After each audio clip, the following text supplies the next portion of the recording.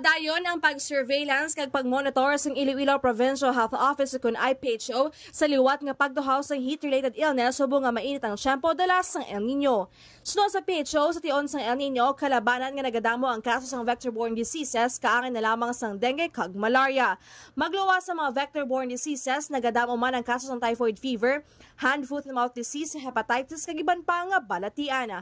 Base sa latest ganita sang IPHO, ang may pagdamo sang kaso sang dengue kus diin nagdangat na ini sa 297 kag duha ang napataya. Samtang nga padayon naman ang kampanya sang Iloilo Provincial Health Office sa publiko agud malikawan nga matapikan sang balatian. Ini paagi sa paghiwat sang public awareness ag health promotion, outreach program kag pagpabasog sa mga advocacy kag programa sang Iloilo Provincial Health Office. Report nagikan sa Iloilo Provincial Capital ini si K5 Janica Uyuna na para sa kampyon nga balita sa serbisyo publiko kag kalingawan sa Iloilo. K5 News FM.